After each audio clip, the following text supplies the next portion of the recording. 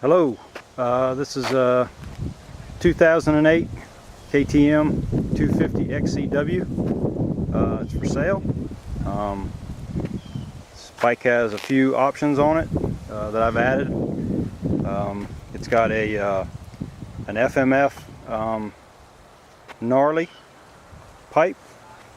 It's got a couple of dings in it, which is, you know, that comes with riding. That's part of riding it. A couple little, looks like little bitty dings there from some rocks.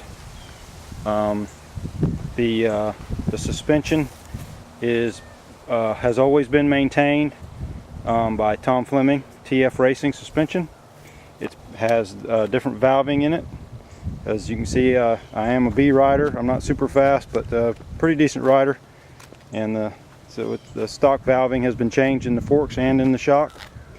The bike has the Cycra Pro billet handguards on it.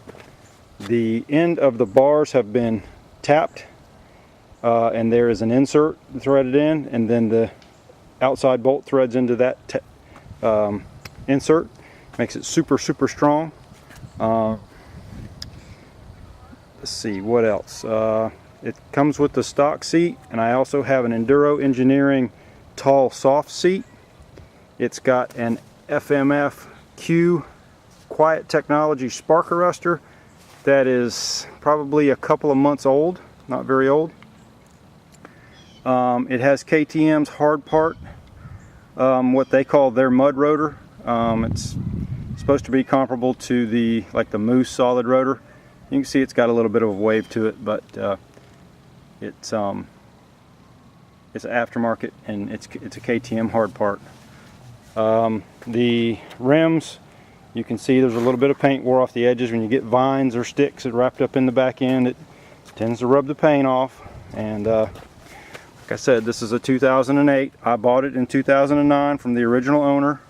It had 10.1 hours on it, and now I've had the original odometer got water in it and went bad, and I had an Enduro computer on it and it got water in it and went bad. So right now I have a hour meter that I added when I did the top end at the beginning of the race season, and you can see it has 46 hours on it on the top end. And on the suspension service, the fluids were changed right after I did the top end to start the new season with FTR. It also has a Motorsports steering dampener on it. You can Google the Motorsports dampener and get some information on it. I've been very pleased with it. It's got the little thumb operated setting between hard and soft, and you can definitely feel the difference between both settings, and it definitely helps out with riding in roots and rocks and jerking the bars out of your hand. It also has fork bleeders on it. Trying to think, the bike probably has about 300 hours total on it. The only thing is been serviced is the top end. The radiators are stock. They are true. They're not bent up. They're not tore up. There are no radiator guards on the bike. I never did put any on, and luckily I've never tore a radiator up. The only thing that the bike would probably need is a set of tires of your choice, a set of grips of your choice, and graphics. It also has a little bling reservoir, KTM reservoir top. That's just some bling. It has a brake light switch. It has a tail light and the headlight that came with it, and it has the little bling KTM slave cylinder protector on it. The electric starter. This bike, I have never had a problem with the electric start until the last couple of races. So I took the electric starter off and took it apart and found out that the brushers were shot. So I spent $80 and bought a starter rebuild kit, and that has fixed that problem. The starter is very reliable. It will start in gear. This bike will pull a hole shot, no problem.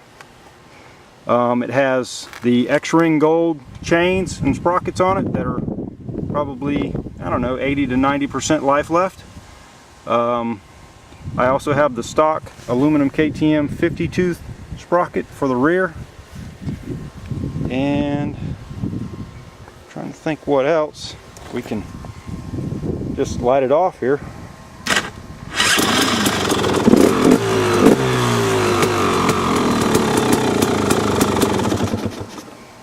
Also too, it is the original battery in the bike. At some point it may need another battery.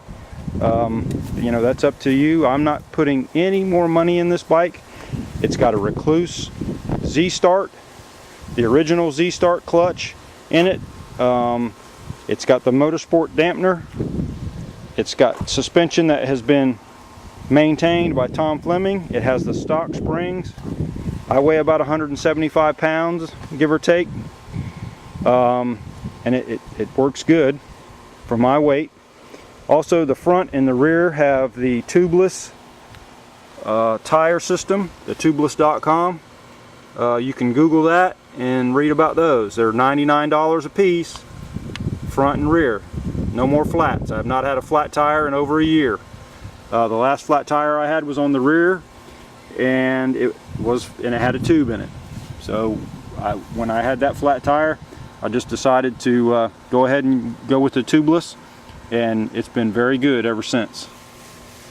The bike is pretty clean. It's not new. It's got scratches on it, but it has been very well maintained. It's got AMSOIL coolant, the additive that AMSOIL sells for the coolant, to help this is kind of like that engine ice, but it's an AMSOIL product. I have always run premium pump gas and AMSOIL Dominator 2-stroke oil in this machine since I got it, and yeah, it's the Dominator. It's the Dominator oil. I have the briefcase with the bike, with the extra power valve springs, the extra needles for the carb, and I think there's a main jet that came with it. The bike is also registered for a tag. You can put a tag on this bike.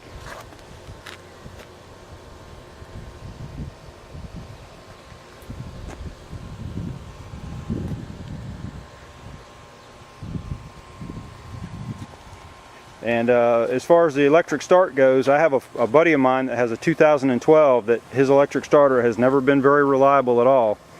And he was debating on buying the rebuild kit for his. So when I rebuilt this one, I took it over to his house, we bolted it on his 2012 300, and it started it ice cold. We just turned the choke on, pushed the starter button, started the bike instantly.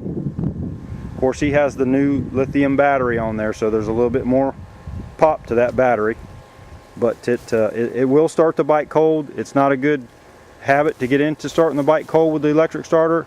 KTM calls it a hot restarter, and like, you know, at the hare scrambles, when you get a chance to warm the bike up, put it in second gear, run to the bike, push the electric start, and away you go.